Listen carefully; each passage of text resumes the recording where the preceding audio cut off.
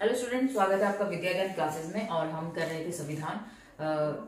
संविधान के अंदर क्या है हमने पहले पढ़ा चैप्टर में कि उसके वो कैसे बनाया गया, कैसी व्यवस्था की गई, कैसे शक्तियों का वितरण किया गया, ये सब। तो आज हम पढ़ रहे हैं कि अधिकार संविधान के अब अंदर क्या है उसके बारे में देखते हैं।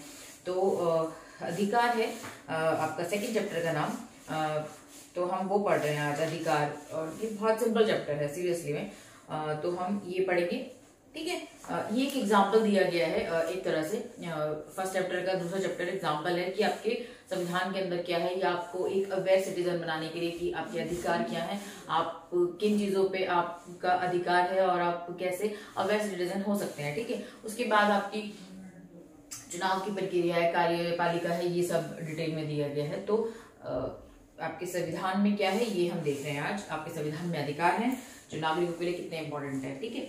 तो पहले परिचय में आपके मैंने बताया था कुछ क्वेश्चन दिए होते हैं जो इस पूरे चैप्टर में किस तरह से आगे लेके जाएगा वो बताया होता है। तो पहला आपका क्वेश्चन है जो जिसके बारे में डिटेल में पढ़ते हैं। भारतीय संविधान कौन कौन से मौलिक अधिकार प्रदान करता है? हमारे 6 मौलिक अधिकार हैं जो हम पढ़ेंगे। उन अधिकारों को कैसे सुरक्षित किया जाता है न्यायपालिका के द्वारा? उन अधिकारों की व्याख्या और सुरक्षा करने में न्यायपालिका की क्या भूमिका है, ठीक है। और मौलिक अधिकार, अगर ये कहते हैं न्यायपालिका की व्याख्या, अगर कोई भी व्याख्या जटिल है संविधान में जो लिखी गई है उसकी व्याख्या कौन करेगा? न्यायपालिका करेगी, ठीक है। और लास्ट, मौलिक अधिकार तथा राज्य के नीति निर्देशक तत्वों में क्या अंतर है, ठीक है। तो हम ये पढ़ेंगे। तो पहला जो आपका है अधिकारों का महत्व, इसमें 2 एग्जाम्पल दिए गए हैं, 2 स्टोरी बताई गई है छोटी छोटी। Actually story in the sense कुछ केस या इंसिडेंट बताए गए हैं। पहला बताया गया है 1982 में एशिया गेम हुए थे हमारे देश में।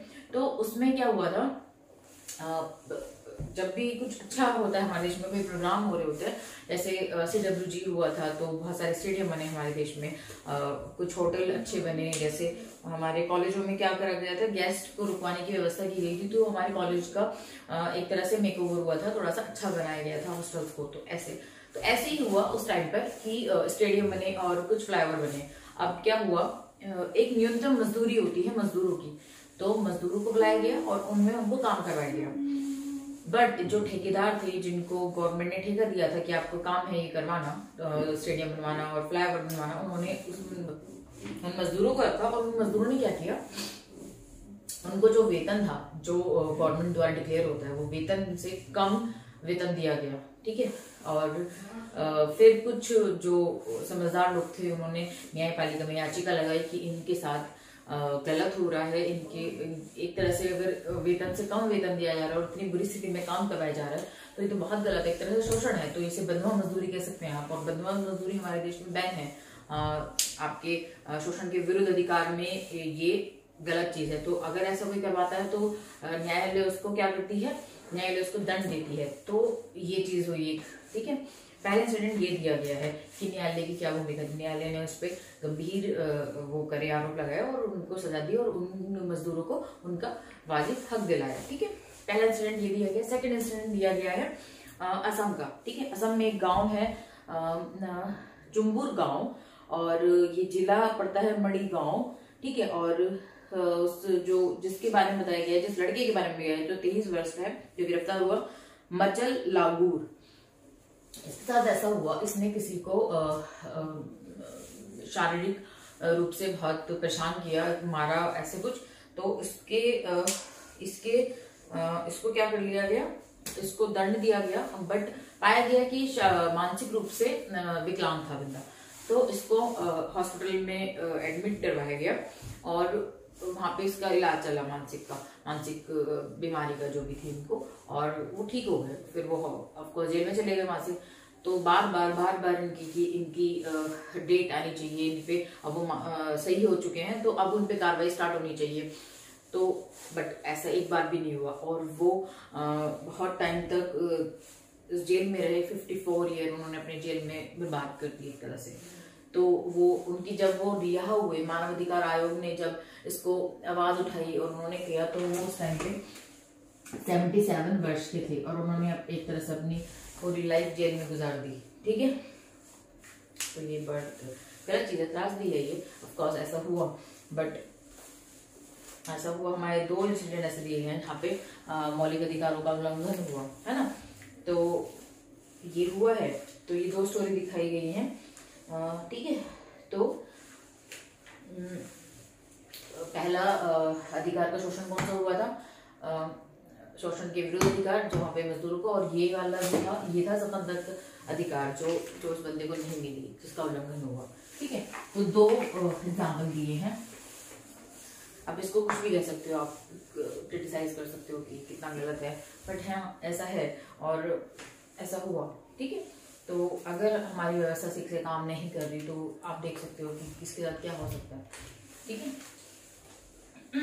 तो हम स्टार्ट करते हैं घोषणा पत्र से कि अधिकारों का घोषणा पत्र क्या होता है। देखो, एक तरह से एक साइड में बच्चा बनाकर और उसने एक बात बोली है कि मैं समझ गया, अधिकारों का घोषणा पत्र वह गारंटी कार्ड है जो हमें मशीनी प्रीत के साथ मिलता है। तो बिल्कुल सही, ये बात बिल्कुल सही है कि एक तरह से गारंटी कार्ड है हमारा कि हमें ये अधिकार मिले हैं और इनका कोई दुरुपयोग करता है तो हमें अपनी आवाज उठा सकते हैं, हम न्यायालय जा सकते हैं, ठीक है। और उसमें क्या दिया गया है, जैसे क्या अभिप्राय है, बहुत सारी चीजें दी गई हैं कि हमें क्या संरक्षण प्रदान करता है, हमें अधिकार को किस तरह से हम संरक्षण कर सकते हैं, वो ये है घोषणा पत्र, ठीक है। तो घोषणा पत्र ये है जो व्यक्ति को सरकार द्वारा सुरक्षित प्रदान किए जाने की आवश्यकता प्रदान करता है, इसे घोषणा पत्र कहते हैं, ठीक है। तो ये है घोषणा पत्र, बहुत सिंपल चीज है, घोषणा पत्र में ऐसा कुछ नहीं है, बस हमें संरक्षण प्रदान करता है सरकार के, अगर सरकार ऐसा कोई काम कर रही है कि हमारे मौलिक अधिकारों का हनन हो रहा है या हमारे मौलिक अधिकार कहीं कम हो रहे हैं, तो हमारे पास घोषणा पत्र, हमारे पास मौलिक अधिकार है कि हम अपनी आवाज उठा सकते हैं। नेक्स्ट है भारतीय संविधान में मौलिक अधिकार, यहाँ से टॉपिक स्टार्ट है आपका मौलिक अधिकार, ठीक है। मौलिक अधिकार है ना बच्चा, ठीक है। तो बात होती है मौलिक अधिकार की, कहाँ से हमारे अधिकार स्टार्ट हुए। ये स्टार्ट हुए थे 1928 में, जवाहरलाल नेहरू के फादर मोतीलाल नेहरू, जिन्होंने अंग्रेजों से मांग करी थी कि हमारे मौलिक अधिकार, हमारा घोषणा पत्र होना चाहिए जिसमें हमारे अधिकारों को डिफाइन होना चाहिए कि क्या हमारे अधिकार हैं, हमारे क्या अधिकारों पे आप हस्तक्षेप नहीं करोगे। तो फर्स्ट अगर हम स्टार्ट करें तो वहीं से स्टार्ट करेंगे। मोतीलाल नेहरू ने पहले हमारे अधिकारों के बारे में बात करी थी अंग्रेजों से, और 1928 में, ठीक है।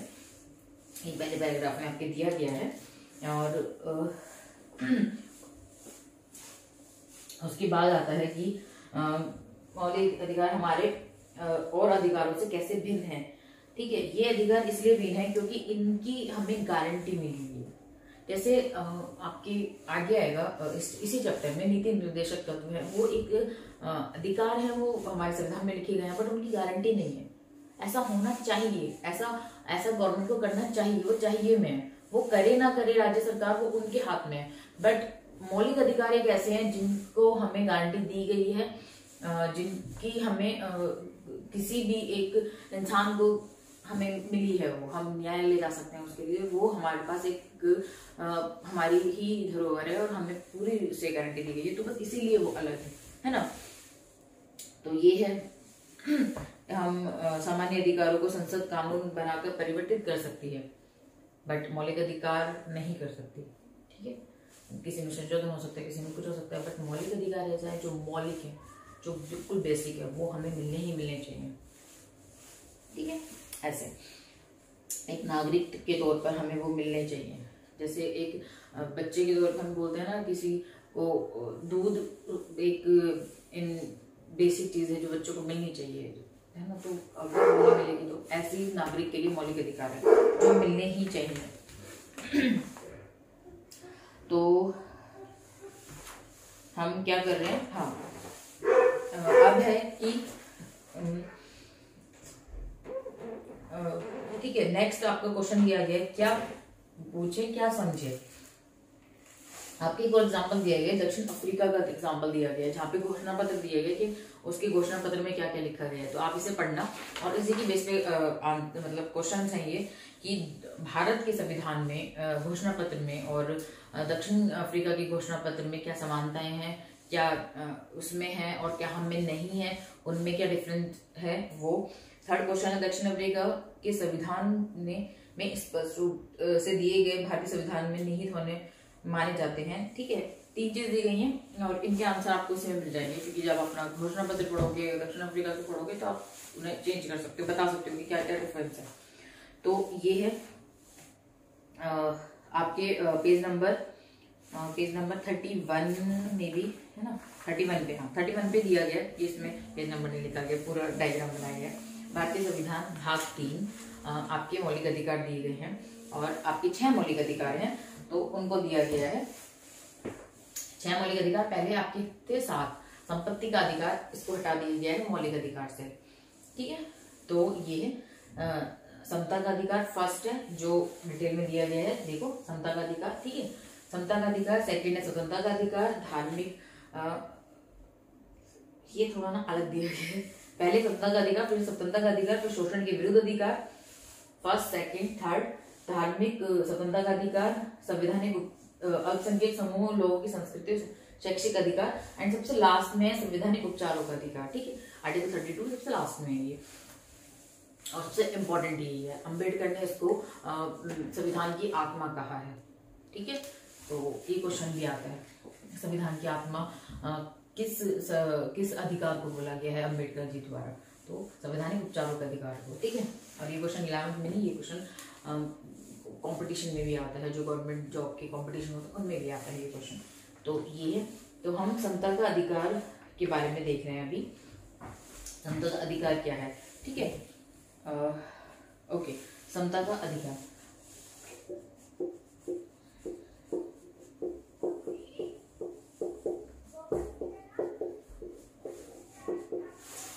समता के अधिकार में आपके 4-5 पॉइंट दिए गए हैं।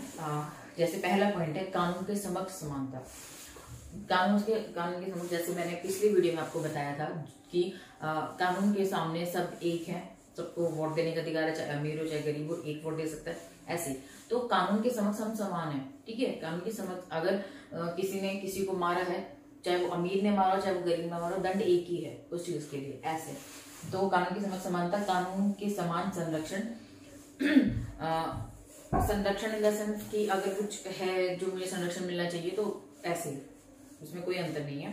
धर्म, जाति, लिंग, जन्म स्थान के आधार पर भेदभाव निषेध, इन आधार पे आप भेदभाव नहीं कर सकते। अगर कोई किसी कारणवश करता है तो हाँ उसको दंड का प्रावधान है, और ये किसी चीज में नहीं है। अब आप कहोगे कि आरक्षण तो मिलता है तो भेदभाव हुआ, वैसा बोल सकते हैं, वो कैसे भेदभाव नहीं हुआ। तो आरक्षण मिलना भेदभाव नहीं है, ये एक थोड़ा छोटी क्लास में थोड़ा बड़ा एग्जांपल हो जाएगा, बट इसलिए नहीं है कि जैसे हम निम्न जाति की बात करते हैं, हमको आरक्षण मिलता है और इस पर बहुत डिबेट है कि इसको बंद कर देना चाहिए, बट बंद इसलिए नहीं कर सकते अभी, क्योंकि एक तो ये सबसे सही से इम्प्लीमेंट नहीं हुआ। ये शहरों में ही दिखाई देता है, गांव में अभी भी वही स्थिति है, उनको अलग से ही रखा जाता है, उनकी कंडीशन आज भी ऐसी है। अगर आप रियल वाले गांव में जाओगे तो ठीक है, और मैंने भी देखा है कोई खास अच्छी स्थिति नहीं है उनकी। तो अगर ऐसा क्यों है कि उनको आरक्षण मिल रहा है हमको नहीं मिल रहा। मैं मानती हूँ कि उच्च जाति में भी कुछ है निम्न लोग, बट उनका अलग कारण है और उनका अलग कारण है। जैसे कुछ निम्न जातियों को परेशान किया गया, ठीक है, इस सोसाइटी द्वारा, ये इसी का पार्ट था, बट इन सब ने इसको परेशान किया और इसको इस तरह पीछे कर दिया, धीरे धीरे इतना नीचे, इतना डाउन कर दिया, इसकी हर चीज बंद कर दी, इसकी रोजी रोटी ये कुछ कर नहीं सकता था, इन्हीं से ये आश्रित था। कुछ दे दिया तो कुछ खा लिया, नहीं तो खाली पेटी। पानी के लिए इतना स्ट्रगल करना पड़ता था, मतलब हर एक छोटी चीज के लिए। कपड़े पहनने के लिए उन्होंने बहुत स्ट्रगल करा, इनको कपड़े पहनने के लिए आजाद नहीं थी इनकी महिलाओं को, इनकी महिलाओं से कुछ भी हो सकता है। इस तरह से मतलब इतना इन्हें पीछे कर दिया, इतना बैकवर्ड कर दिया कि इनको उठाना, इनको मेन उसमें लाना, लाइन में लाना बहुत टफ हो गया। तो इनको क्या किया गया, आरक्षण दिया गया, गवर्नमेंट जॉब में कुछ चीजों में इनको हेल्प मिली, ताकि इन्हें हम अपने साथ लेके आ सकें। जो ये इतने नीचे पीछे पिछड़ गए थे, पीछे रह गए थे, इनको हम ऊपर तक ला सके। ठीक है, इनको आरक्षण दिया गया इसीलिए ताकि ये यहाँ पर आ जाए, क्योंकि बहुत नीचे हैं, हर चीज में बहुत पिछड़ापन आ गया इनकी, हर एक चीज में। तो ये चीज, अब ये कहते हैं कि इनमें भी तो बहुत गरीब हैं, इनमें भी तो बहुत गरीब हैं, इनको क्यों नहीं मिला और इनको क्यों मिल रहा है? ये अपनी वजह से पिछड़ गए। इनको किसने परेशान किया? नहीं, इनके पास पूरा बढ़ने का मौका था, है ना। इनको किसने परेशान किया? क्या नहीं किया ना इनको। तो अगर ये नहीं बढ़ पाए तो इनमें इनकी गलती है, इनमें और किसी की गलती तो नहीं है। बट अगर ये पिछड़े इनकी गलती से, क्योंकि इनको पूरी सोसाइटी ने बाइकआउट कर दिया, बिल्कुल अलग कर दिया और नीचे करते चले गए कि ये बिल्कुल ही नीचे हो जाए। बट इनको किसी ने करा नहीं। अगर इनको काम नहीं करना था, इनको कुछ नहीं करना था, तो खुद अपनी मर्जी से नीचे हो गए ना। इसमें गरीबी में किसी और का हाथ था? नहीं था। तुम अपनी मर्जी से इतने क्यों पिछड़ गए? कौन था तुम्हारे पीछे? तुम अपनी अय्याशों से पिछड़े गए ना। तो इसमें हम क्या करें? इसमें सोसाइटी क्या करे? तुम्हारे पास कोई वैलिड रीजन नहीं है कि तुम्हें एक्चुअली तुम गरीब क्यों रह गए। हमें क्या पता तुम गरीब क्यों रह गए? अपनी तुमने काम नहीं करा, अपनी तुमने मेहनत नहीं करी, तुम्हारे पास सब कुछ था, हर एक अपॉर्चुनिटी थी। एक अमीर घर का बच्चा है, उसके पास सारी अपॉर्चुनिटी है, ठीक है, उसको हर जगह भेजा जाता है, उसको हर पढ़ाई करी जाती है, बट वो तब भी नीचे रह गया। और एक बच्चा, उसको हर अपॉर्चुनिटी मिली उसी घर का, वो ऊपर चला गया। इसमें किसकी गलती है? पेरेंट्स की। उन्होंने तो दोनों को सेम अपॉर्चुनिटी दी, बट तुमने मेहनत नहीं करी, तुम पिछड़ गए, इसलिए तुम्हारी नेक्स्ट जनरेशन पिछड़ गई। तो उसमें उस बच्चे की गलती है, उसमें उस पेरेंट्स की गलती नहीं है। तुमने अपनी लाइफ का चूज करा, ऐसे ही इन्होंने अपनी लाइफ का ऐसे चूज करा जिसमें से कुछ गरीब रह गए, किसी का हाथ नहीं था इसमें। बट ये गरीब क्यों रह गए, ये पिछड़ क्यों गए? क्योंकि इनमें इंसान। हम कैसे कर सकते हैं? तो थोड़ा सा कंफर्ट करवाते, ऐसे ही आरक्षण उनके लिए है जो इतने परेशान करे गए हैं बहुत टाइम तक, उनको थोड़ा सा अच्छा करवाने, उनकी थोड़ी स्थिति बेटर करवाने। ओके, इसके और एग्जांपल दे सकती हूँ मैं, ठीक है। इसका सिंपल सा एग्जांपल है, एक घर में दो बच्चे बीमार हैं, एक को दूध की जरूरत है, एक बिल्कुल तंदुरुस्त है, बट गिलास दूध का एक ही है। तो उस बीमार बच्चे को दें, एक तंदुरुस्त बच्चे को दें, या 50-50 कर दें।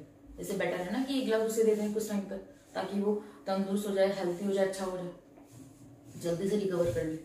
ठीक है, तो इसीलिए आरक्षण है, ठीक है। तो समानता का अधिकार में थर्ड पॉइंट था हमारा, धर्म, जाति, लिंग या जन्म स्थान के आधार पर कोई भेदभाव नहीं होगा।